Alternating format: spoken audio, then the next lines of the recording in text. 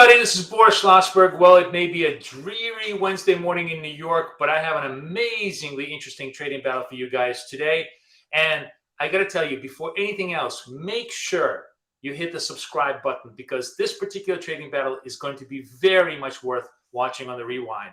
I have two amazingly professional traders with me. In one side, from Thailand, by way of Montreal, we have Etienne Crete, a man who doesn't need any introduction because if you guys listen to his podcast, as every trader in the world does, you know very well what he does.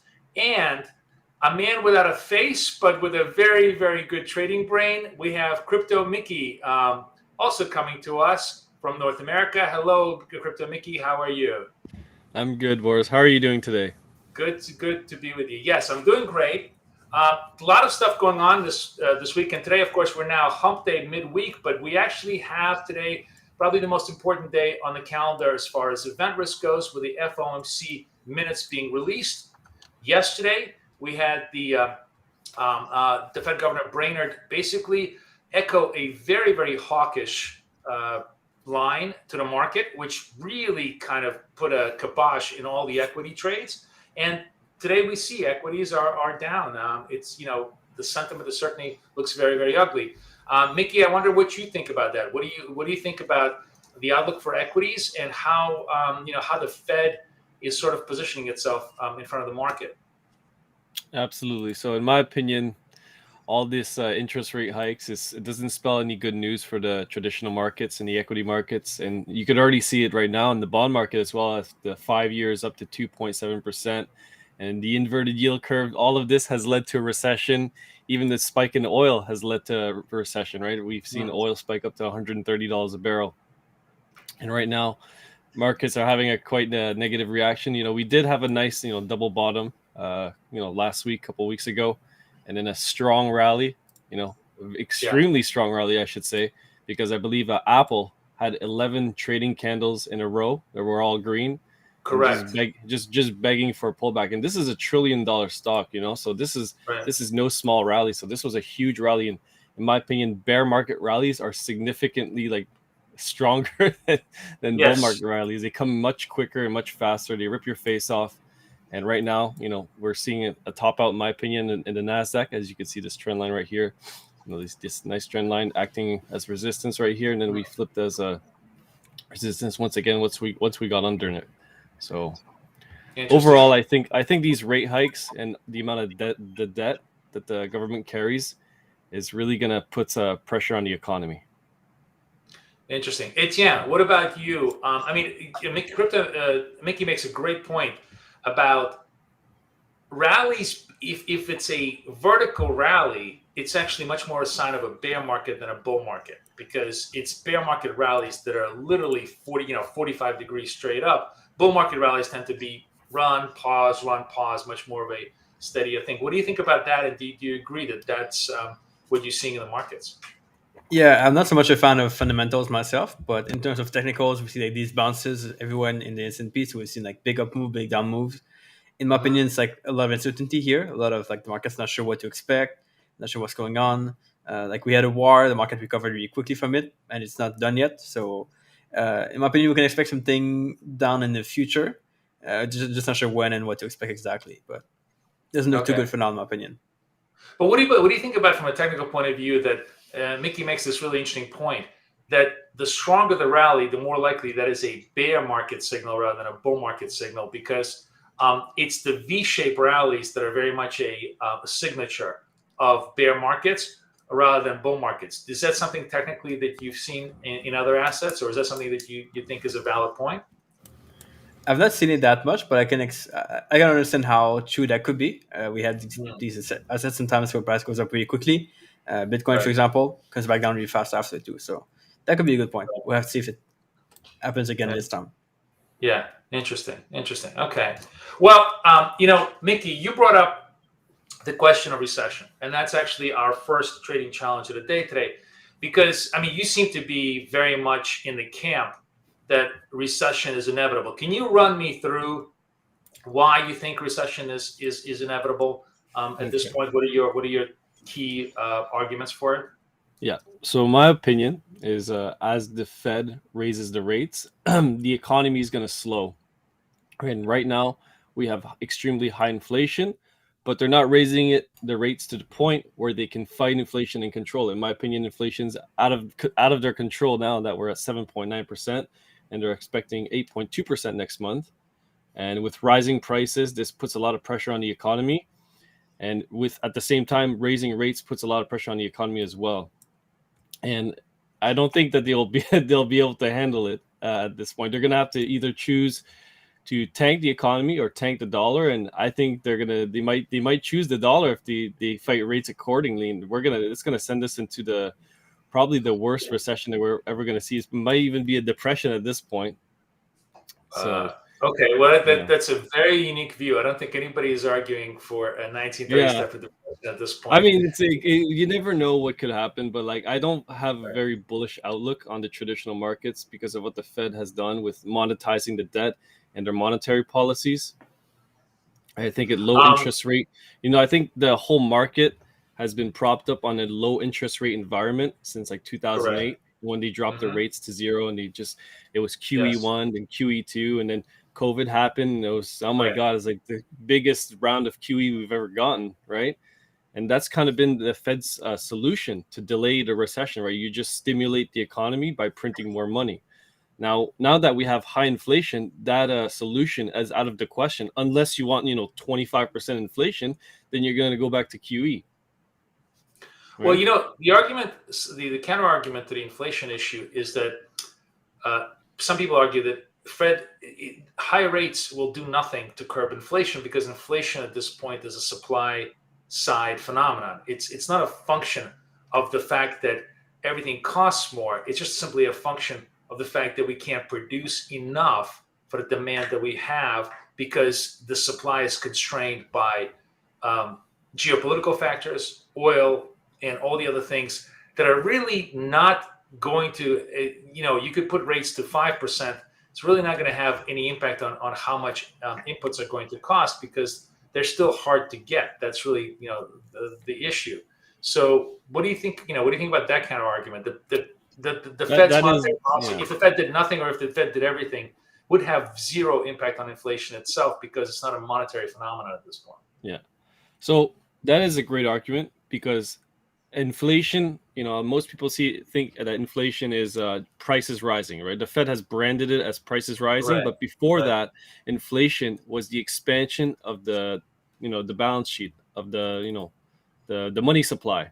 right. So right now, it's expanding the money supply, of one of the symptoms is rising prices. Mm. So right now you guys see like a lot. I do agree, like supply chain disruption does bid up prices, but putting more money in the market also helps bid up prices as well.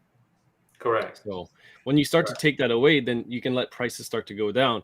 But when prices start to go down and times get tough, the Fed just prints more money, more quantitative easing to help bid up prices even more.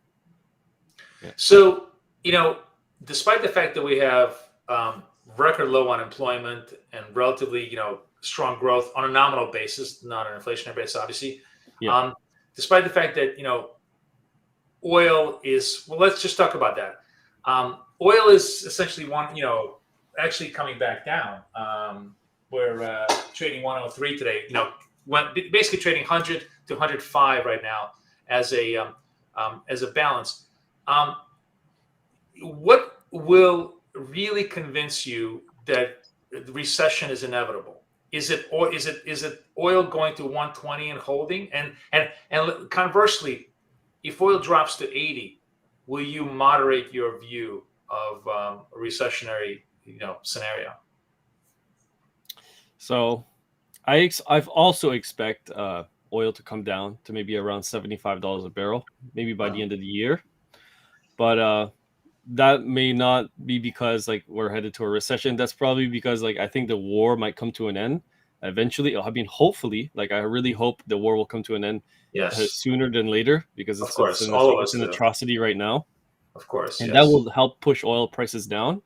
I know Biden's doing this short-term solution of releasing A oil million barrels a one day. yeah Yes. 1 million barrels a day from the emergency Right, reserve to right. try and help push oils down. But I only see that as a temporary solution. In my opinion, what's gonna make me like 100% sure that we're going into a recession is what's the Fed's next move is, right? I want to see Well, what I they mean, do in May. what do you have any doubt that the Fed is going to hike? No, I don't have any doubt, but I want to see because they've now said that they are committed to fighting inflation. They said no matter how bad unemployment gets, no matter how bad the economy gets, Right. we are committed to fighting inflation. Now I think actions speak louder than words, so I want to see them raise their rates significantly more than what they're doing right now because a quarter point rate hike against 7.9% inflation is kind of a Right. joke. It's kind of a joke because when you Yeah. had 12% inflation or like 13% inflation in 1970, you saw Paul Volcker raise rates to like Right. 20%, right? Right. So Right. why are we doing quarter point rate hikes? Well, we all know the answer to that, and Yeah. I think your hopes are going to be wasted. We can't we don't have we're in a situation where the budget deficit of the United States of America is so large that even a quarter point hike in rates is a significant cost to the U.S. I government, know that, yeah. and That's why therefore we there's can't raise them. the days of 1% hikes are just not going to be happening. But that's interesting. Etienne, I kind of want to just ask you. I know you don't follow fundamentals quite a lot, but just sort of from, let's say, the FX market, where you're watching it quite a lot. There's conversation about recession, conversation about global slowdown. Are you seeing any evidence of that in the FX market right now? I would say yes. A little bit of crazy moves. We had big moves in the Japanese yen in the past. We had big moves in different pairs as well. So I would say yes. Here in Thailand, like But where I am, where I see things, but I there's not guess really any sign of that. But in terms of forex, yeah, a little bit more. It's crazier so. moves. But here's my question: the typically the recessionary moves in yen is for yen strengthening, but we've had this massive move of yen weakening. So wouldn't that be signaling that that it's a risk on carry expansion trade that we're seeing, which is actually the FX market sort of sending a counter signal to the global recessionary flows will mean that everybody's going to take the money back into yen, but we're not seeing that at all. We're seeing the opposite. What do you think of that? Or do you think that Yeah, we're which is having part of the market acting a little bit irrational these days. Like the S&P is going down, but then the yen is going up, so it doesn't make much sense. I mean, the yen is going down, so it doesn't make much Yeah, sense in that dollar case. yen going up. I know what you mean. Yeah, Whenever everybody says yen going up, they all mean dollar yen going up. I know yeah. exactly. It's always I didn't make the same mistake in FX, but yeah. But yeah, it is interesting that there's this serious divergence between risk assets all across the spectrum. Having said this, though, so are you also of the? I know you don't really um, make a lot of fundamental calls, but do you have an opinion on whether recession is imminent?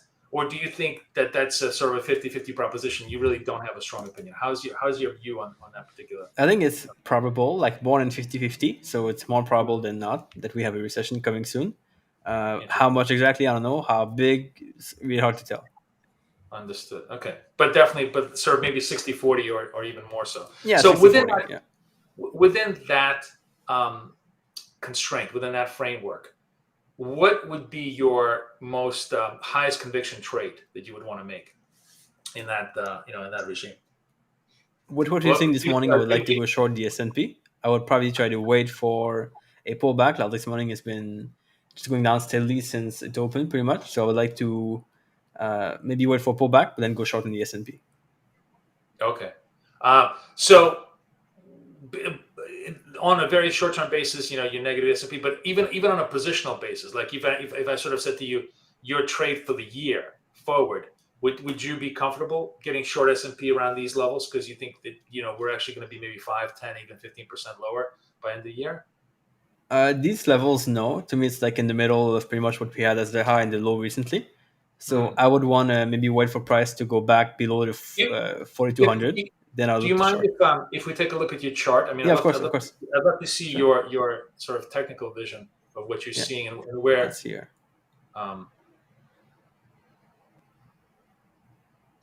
Yeah, you have to enable my chart. oh, here we Cool. go. Okay. Okay. Yeah, Oh, that's sorry. it. Just saw it. Okay, there we go. There we go. Okay. All right. So, So here I have a uh, chart of the S&P, right? So as I was yeah, saying, we're like in the middle between what we had here as the all-time high before, 4,800, and then the 40. 4,200 as the pullback recently.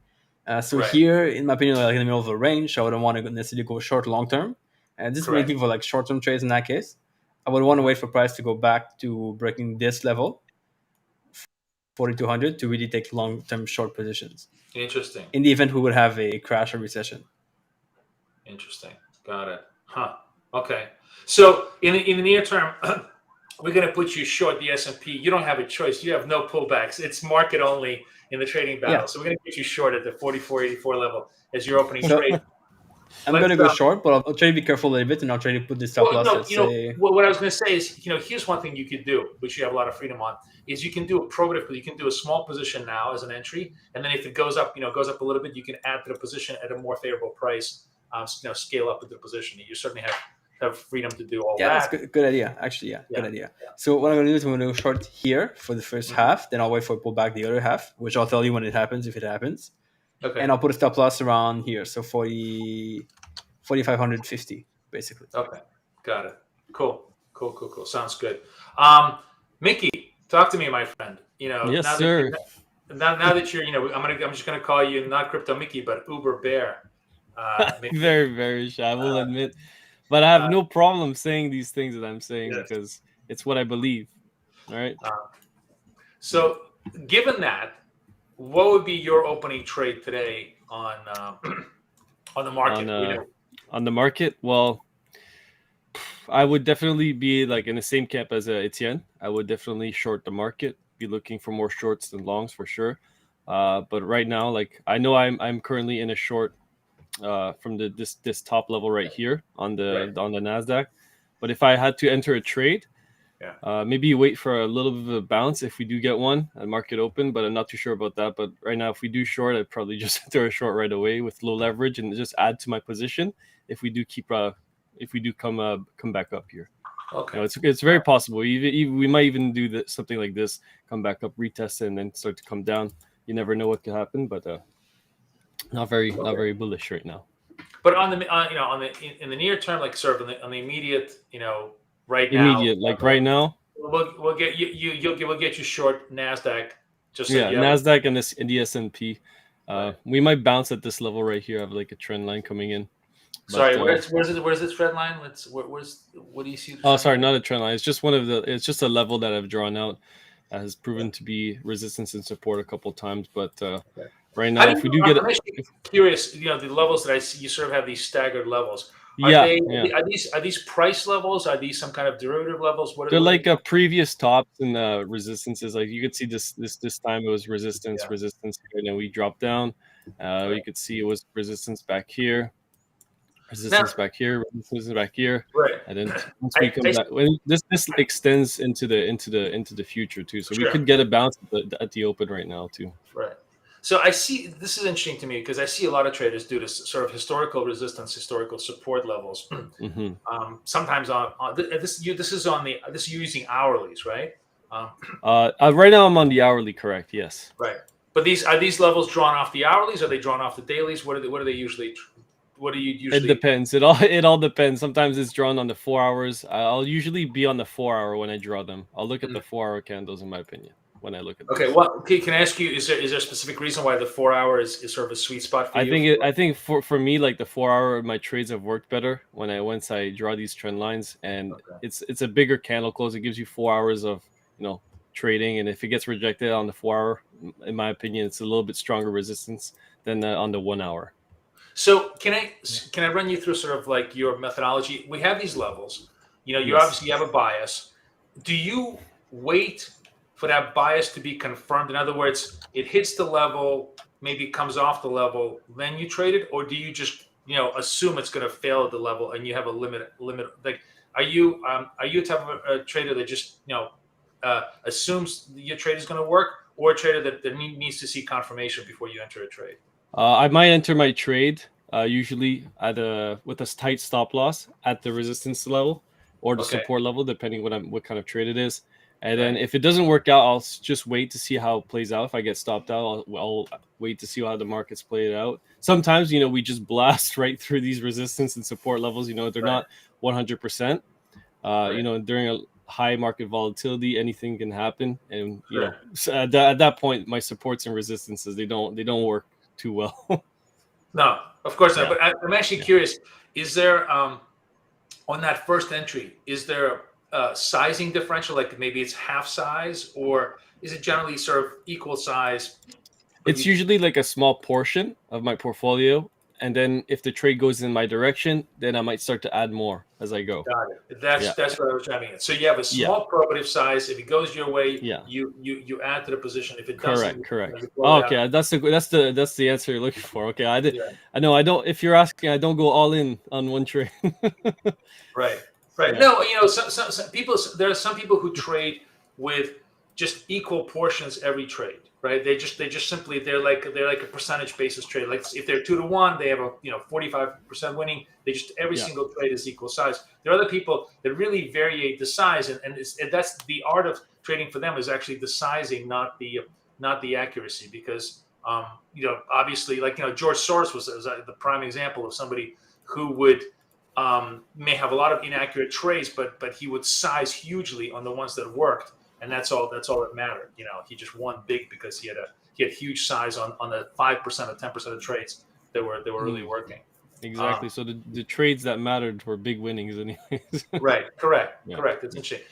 Etienne, how about you as far as sizing? What do you typically like your bread and butter operation? Average same size for everything, and it's more of a percentage game. You're just trying to trade percentages. Yeah, I like to risk small first of all, so not too much in my opinion. Trading is a way where What do honestly you that's like a usually way to risk? risk Half like a really percent? big. Sorry, Sorry to interrupt you. Is it 0.5%, 1%? What's your average one risk percent, size? 1% per trade. Okay, 1% Yeah, per trade. Okay, to me it's small enough. I could go beyond right. that based on like the stats I have, but it doesn't really make sense to me. I prefer to go Okay, small, and it's always like you mentioned, always a percent per trade, always 1% per trade. Depending on the strategy, it could be a little bit more, a little bit less, but it's pretty much always that fixed amount. It makes the thinking what's easier. You just have to sorry go take the same sorry to trades. interrupt you. What's the maximum and the minimum on that variation? Like one Usually, and I a would half go with percent let's say maximum. like a 0.5 as the minimum, Uh-huh. 0.5%, then like 2% maximum. Got it. Okay, depending on your conviction, depending on your confidence level. Yeah, but like Okay, 95% of the time, it's pretty much 1%. So it's really that's rare that one. I go beyond that, and it's really Okay, rare that I go below that. okay. Now, okay, so we have the percentages down. How many concurrent trades would you have at the same time? Like, what's the maximum? Let's say let's say you have 1% trades, 5% at 5 trades at once. So you have maximum risk of 5%. Is there any kind of a maximum portfolio risk you carry? I don't really think about it that much, but based on what I trade, I've never had more than like 5 or 6 trades together at the same time open. So I Mhm. don't really worry, but 5 or 6 would be my maximum, basically. Right, right. And so if everything gets blown out, it's basically only 5% of the account. 5%, yeah. Yeah, interesting. Okay. So I wanted to ask you, do you use trend lines? What is your bread and butter approach to how you would trade? Can you maybe share the chart with us? And Yeah. I mean, you showed me. You obviously said clearly the break of the lows would be a trigger point for you. But I noticed that you use Bollinger Bands quite a lot. I know you like to to do sometimes like sort of overbought, oversold condition trades. I'm just curious, what's your process? Yeah, so trend line for me a little bit too much discretionary. So it's like easy to draw a trend line wrong sometimes. So for me, I like to use things that are very, very simple and like very mechanic. So I Hmm. use these zones in the market, which is pretty much the only thing I do that is discretionary in my trading. Is these like support resistance areas. I like to look at only like the recent ones in the past. So here, like for example, this is USD CAD, and you Hmm. see we clearly have a top here at 1.29, and we clearly Right. have like a bottom here at 1.25. These are usually for me round numbers, most of them not. Here we have 1.23, also a bottom, then 1.26 or something here in that case. Interesting. Good. Sorry. Then I just like to like bounce between these zones. Sorry. So I just want to go through this slowly because I want people to understand. Sure. So that's really interesting. What is the width of that zone? Is it a 50 pip zone, 100 pip? Like, is there how much area is in that zone usually? So it's going to vary for every pair between the highs and the lows, swing high, swing low. In that case, Mhm. 1.29 to 1.25 is like 400 pips in that case. No, And then sorry, you've got no, here. that's not what I'm asking. Like the Mhm. actual width of the red rectangle, the actual Oh, width okay. of the. Yeah, so this is a little bit discretionary. It's not really kind of something fixed. I like to look at basically where I put my zones, so the round number. then I like to look at Right. like where the wick or the candle went in the past. So here, Okay. for example, in this red one, see like the 1.29 is here, but then we had a candle going all the way to here. Then in the Right. past, we had a candle going all the way to here again. So that's kind of like Okay. how I draw these zones. So I'm telling myself I can short within that zone, but beyond that, I won't be shorting in that case. Understood. Okay, so let's take a look at the red zone. So you have the permission to kind of short. How does that work in your process? Is it just one trade? Is it a scale up trade? You say, I'm going to short within this region. I don't know what the absolute number is. There's like an array of numbers. What do you do? Like, would you go one price, or would you go multiple prices, small sizes, to add up to a single position? So I look for setups with the Bollinger Band and like basically price action in that case. For each zone, I allow myself 3 trades. So let's say I go short once, it fails. I go short twice, it fails. Then third time it fails, then I will stop trading that specific zone. I will want to wait for price to break out to come back down.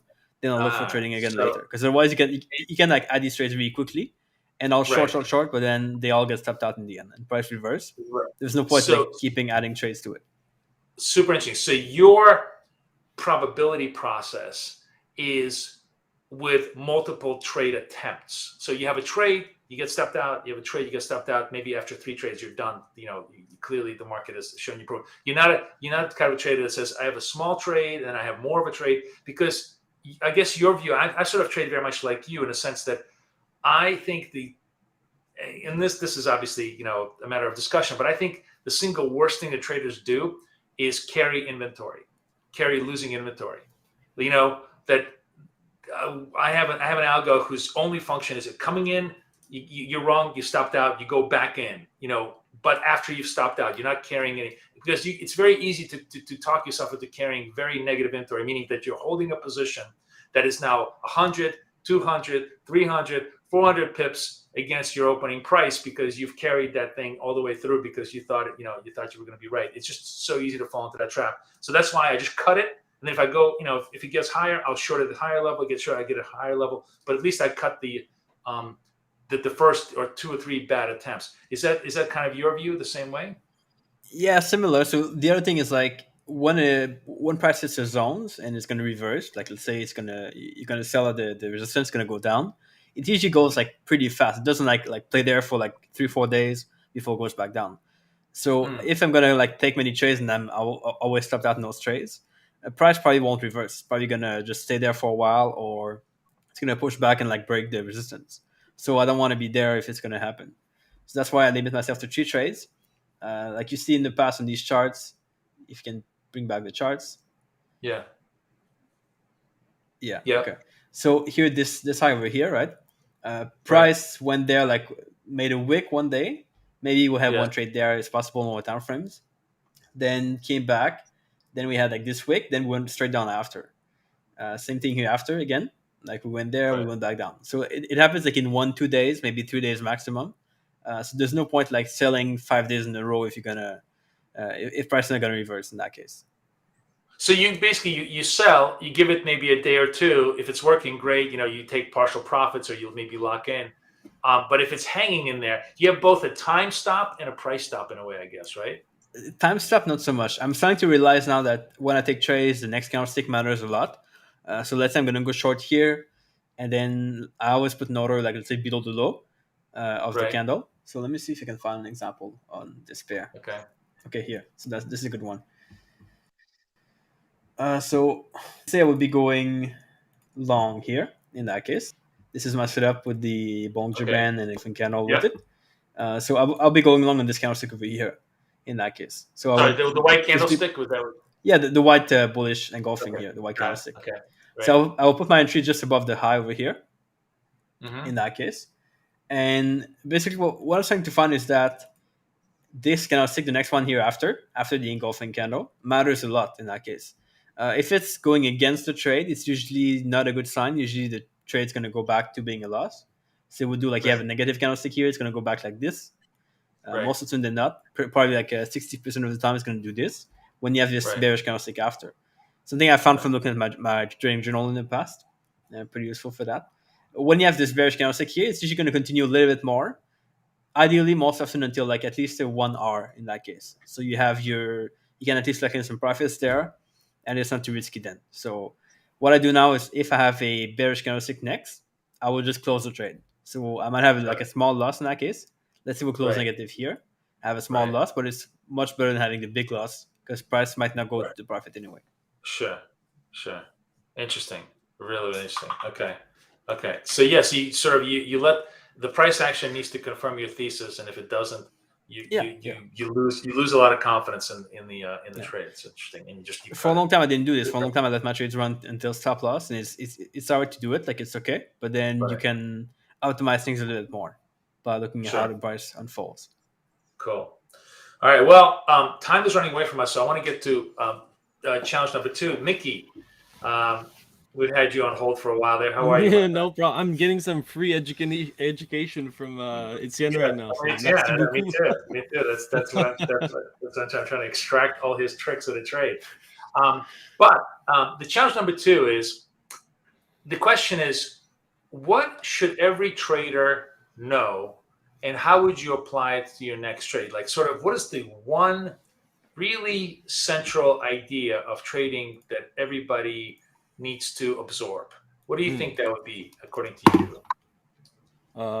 Well, in my opinion, I think traders need to know when to realize a loss and realize their profits as well. Because I've seen a lot of people just blow up their accounts, their trading accounts, because they're in a loss and they think it's going to reverse, and they don't Yeah, have a stop loss. You need to use proper risk management, use a stop yeah, loss, and know when to get out of your trade, and also know when to take your profits. Because I've seen a lot of people get crazy gains, but they never realize their profits, and then they just lose all their gains, and it ends up in turning into a loss actually. So So the two coins, two sides of the same coin, actually. Couldn't agree more with you about the idea of realizing loss. I would say that's literally the single biggest yeah, mistake everybody makes. yeah.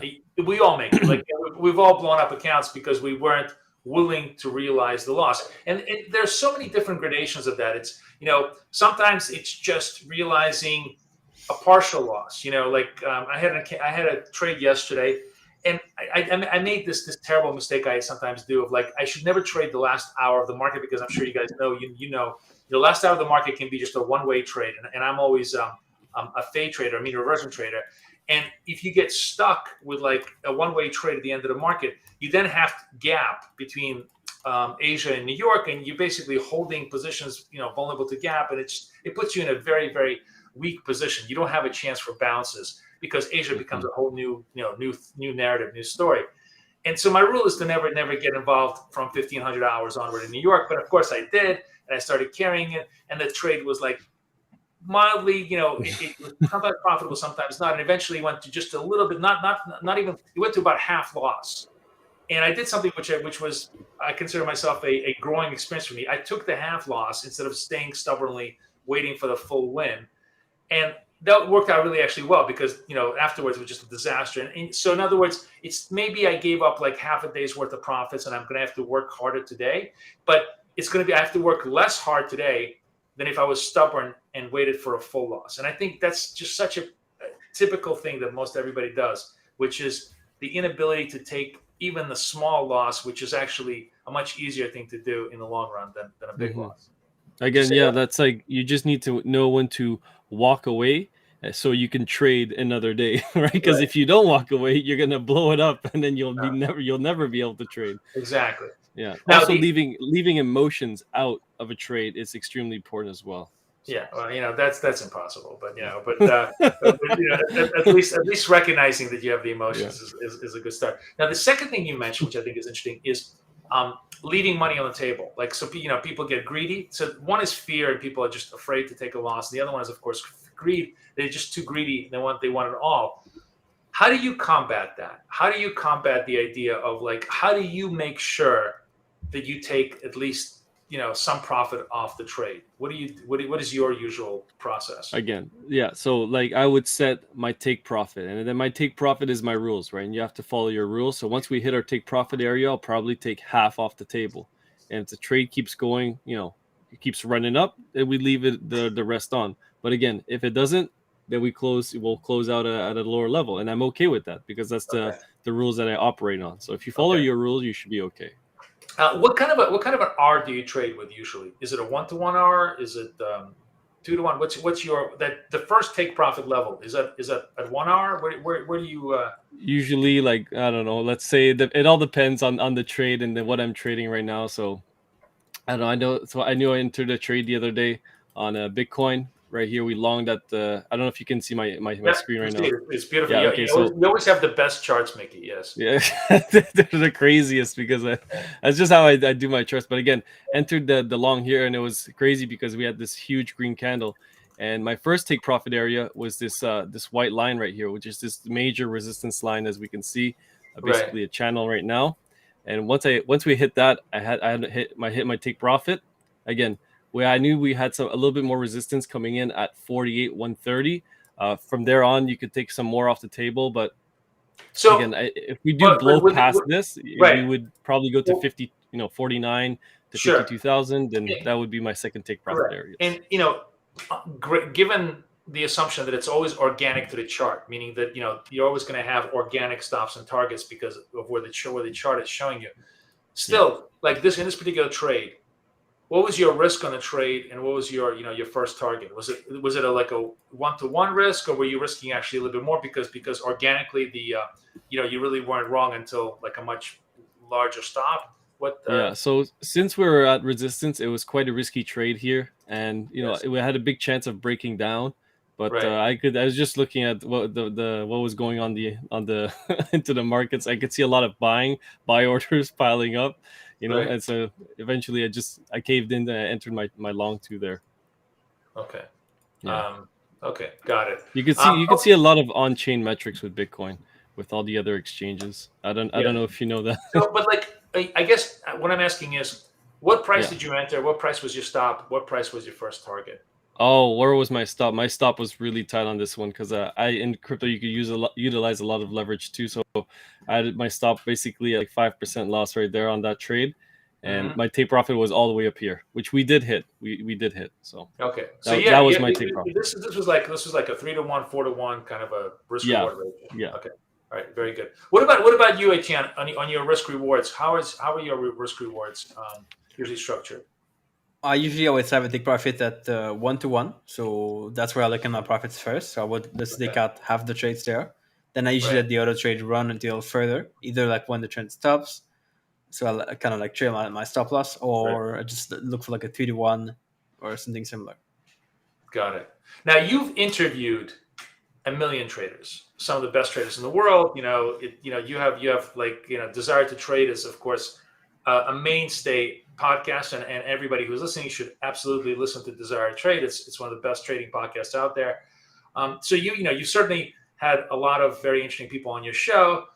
What if I were to say what is the one thing that every trader should know that you can take away from all of your interviews? What's the one takeaway that you took away that the really successful traders did consistently? What would be that tip that you would give people? Yeah, it's a tough question because like there's so many tips, so many people who said different Yes, I things. know. But one thing that come up kind of all the time, you always hear this like same sentence that took me a long time to understand is like you need to be able to adapt to the market. You need to be able to adapt to how the market changes, how the market behaves.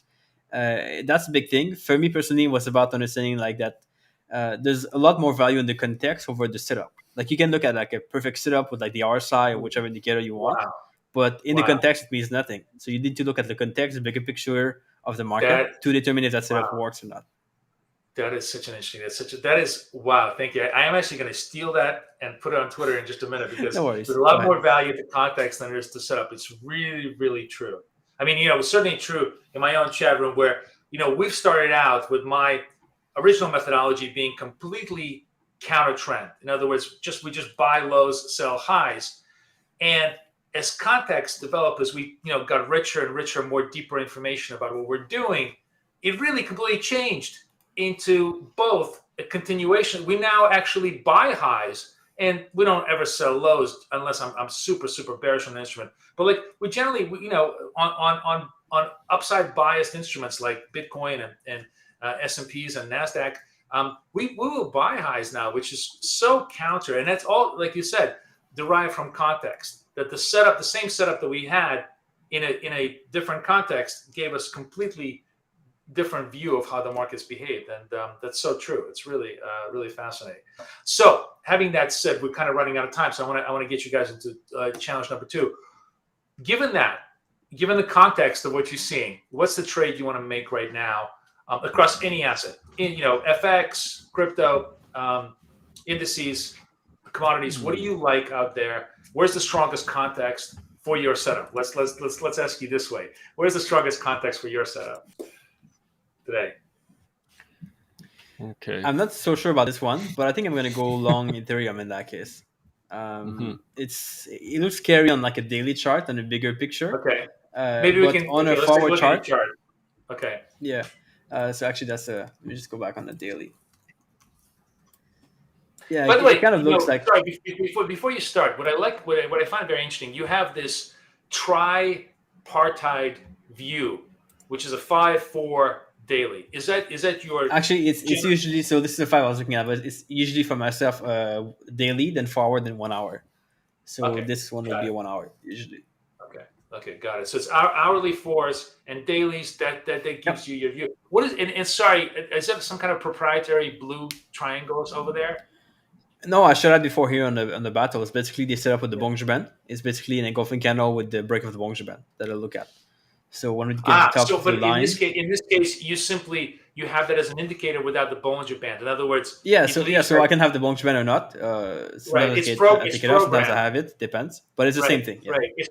It's programmed, but like you don't need to see the Bollinger Bands because you want a clean chart, and then you can. Yeah, it makes the chart cleaner. Exactly. Yeah. Interesting. Yeah. Super interesting. Okay, so ETH. Yeah. You're looking at ETH now. What do you think? Yeah. So in that case, I would go long. Because we're coming back to a support here that was a resistance in the past. 3,300 or so, and I would like to go long here. Not for like a big target necessarily. I'm just gonna target the high here at 3,500. And I'll just go for that. So kind of a short profit, a quick profit. But I think in these circumstances, it's pretty much all you can get. So in this particular case, basically, this is sort of example of good idea of context versus setup. The setup looks a little bearish, maybe on the short-term basis. But from a context point of view, you're actually seeing, we had a breakout move. This is a retrace into a support zone. I'm going to bet on the fact that this is support zone and I'm going to bounce, and that the bigger trend from 2,500 is the one that's going to matter. That ETH is going to recover back to highs. Yeah, exactly. Yeah, interesting. That's the plan. Interesting. Okay, super. Miki, what about you?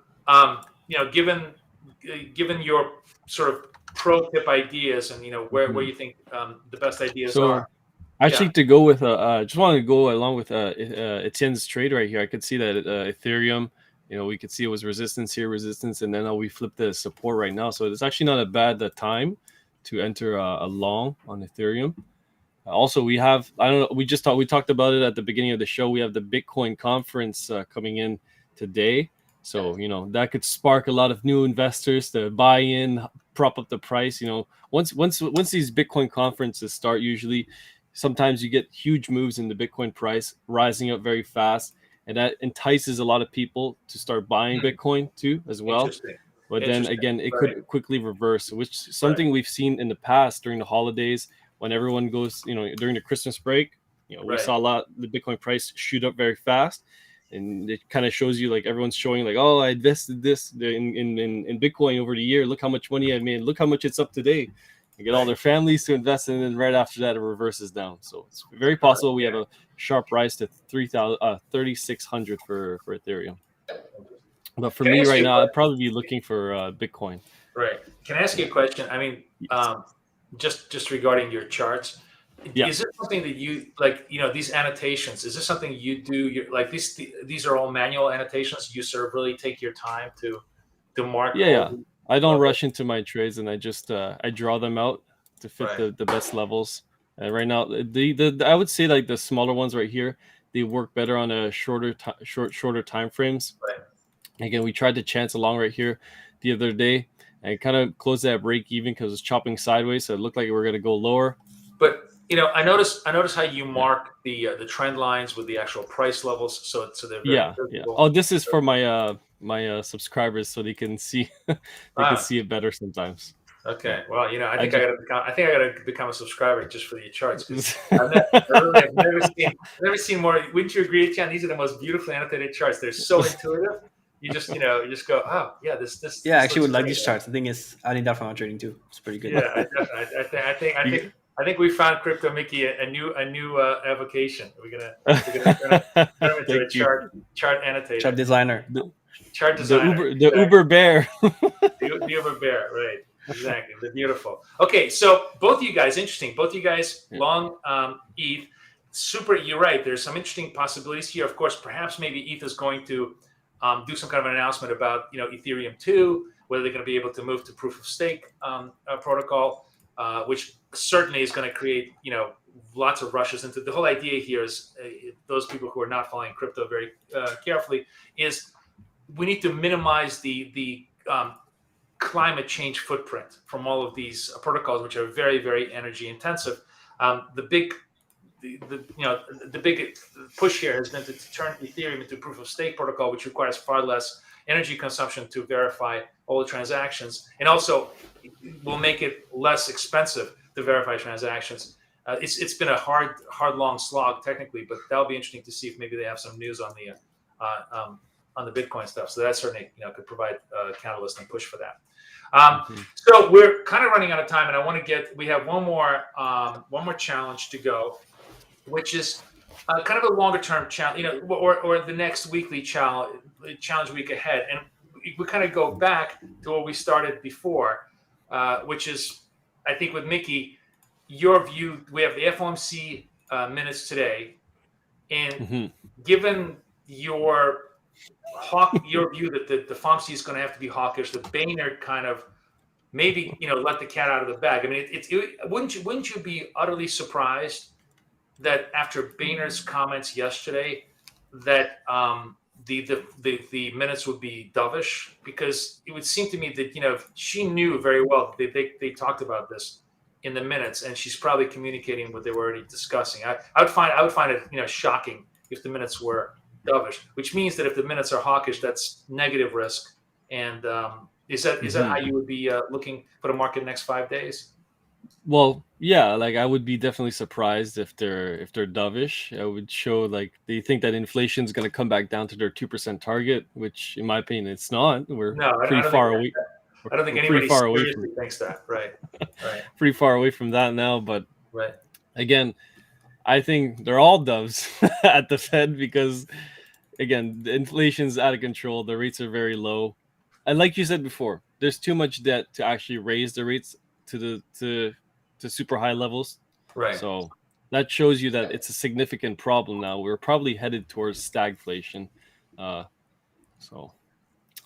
Yes. Yeah, I'm going to be waiting on to see what the Fed says at the FOMC FOMC meeting. But given your biases, and of course, in Trading Battle, we don't have the luxury of waiting. The question is, looking across the whole spectrum of products, what would be your best trade for the next 5 days? What would be your call? My next trade would probably be to short the Nasdaq and the S&P. Be looking to take some nice profits from there. I'm currently in some shorts at the moment, but yeah, I expect the Nasdaq to make some new lows, hopefully. Some new lows. Obviously, because I'm short right now.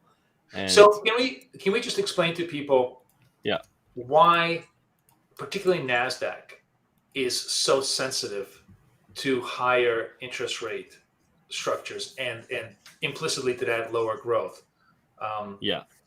So the Nasdaq is mostly composed of tech stocks, and all these tech companies right now that are listed on Nasdaq, a lot of them are like they're just IPOs like this year or like last year. Sorry.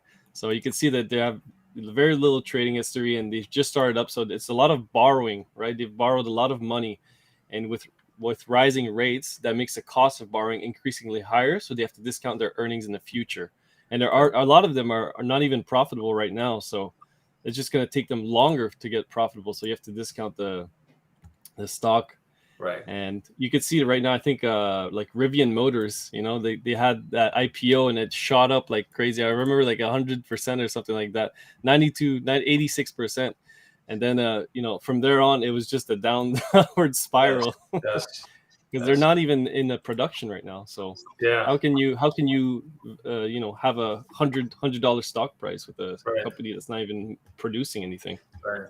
It's great looking car, but terrible stock. Yeah, it's a great looking car. There's nothing against the car, but this is the stock price, right? And same thing for Tesla. I think shorting Tesla at 11.45 would have been a great opportunity there.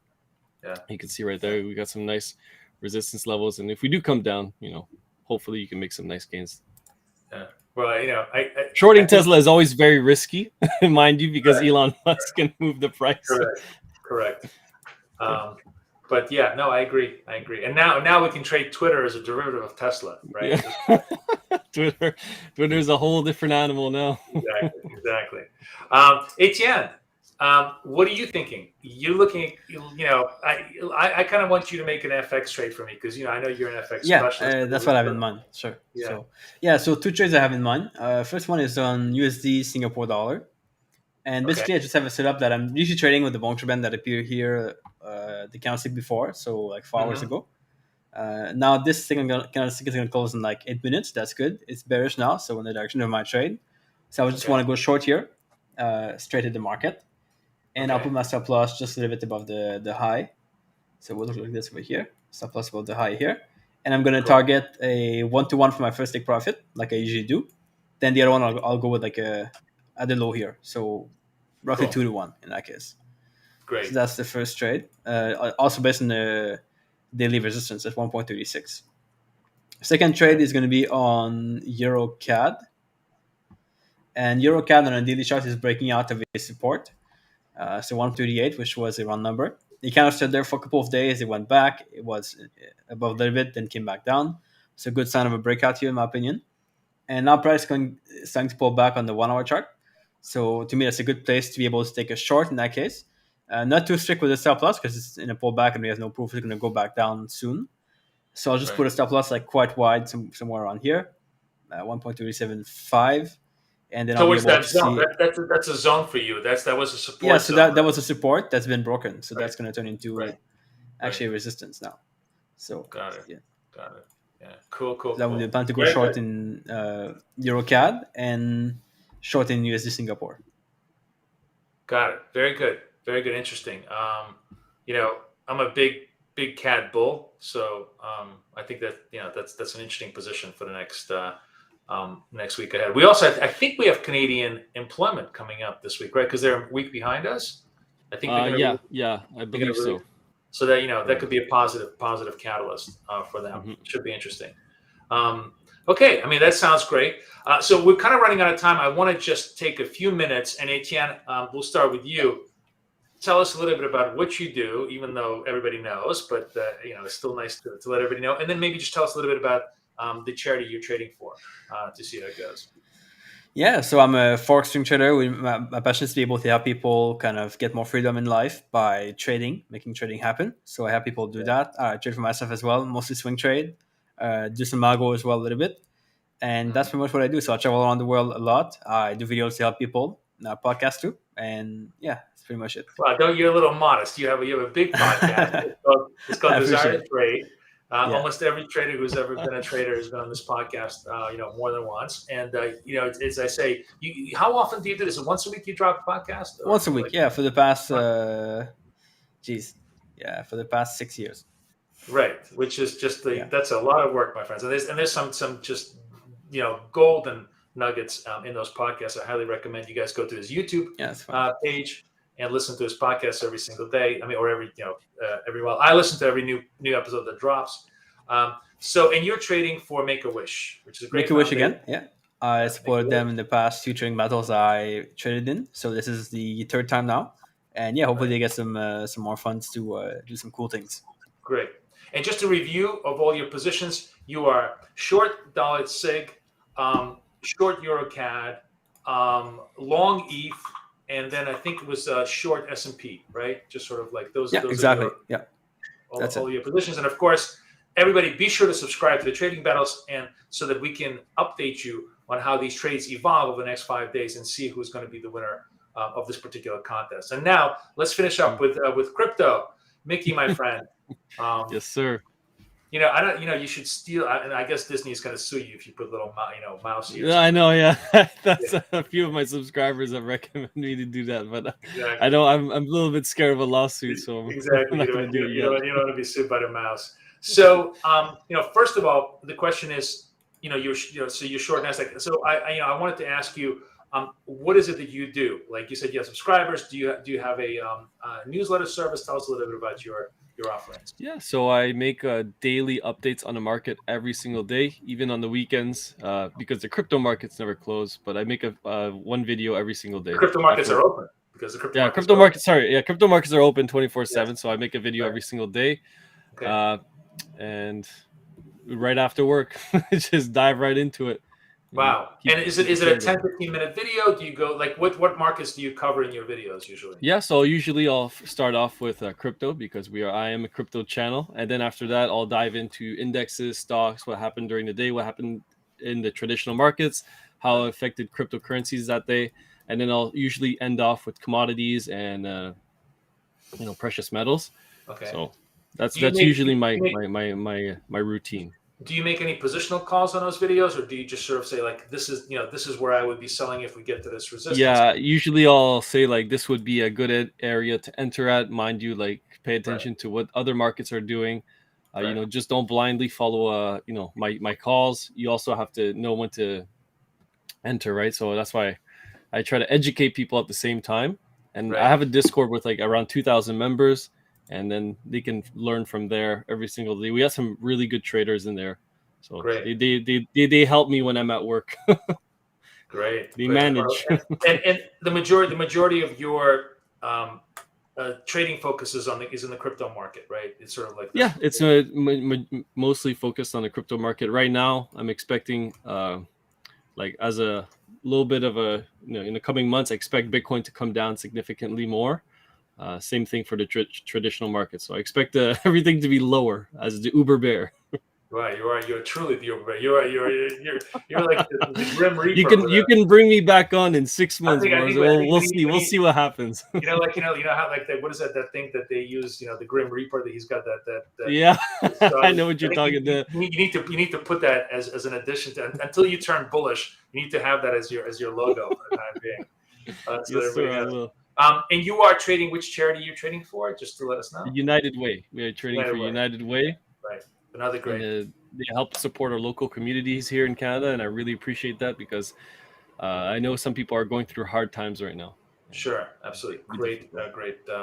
Both great charities. Great guys. Just to recap, cryptos, Miki's trades. We are short NAS, short long ETH. Short S&P. Was there any other positions that you like that you get? I'm currently looking at Bitcoin for a potential long, but I'm just holding off on it right now. Okay. You guys can probably look at my Ape Caps account, see if I enter a long, but I'm just holding off on it for the time being. Got it. Okay. So we'll mark those positions, and obviously in 5 days we'll see where everything stands. Everybody, please again subscribe to the Trading Battle. Watch this video again. I'm going to watch it again because there's so much interesting educational material that both of the traders shared with us. I really, really appreciate it. Etienne, merci bien. Thank you so much from the other side of the world. You are in Thailand with us. And Crypto Miki, again, always great to have you guys both. This is Boris Schlossberg for the Trading Battle. Wish you guys the best of luck in the markets. Over and out.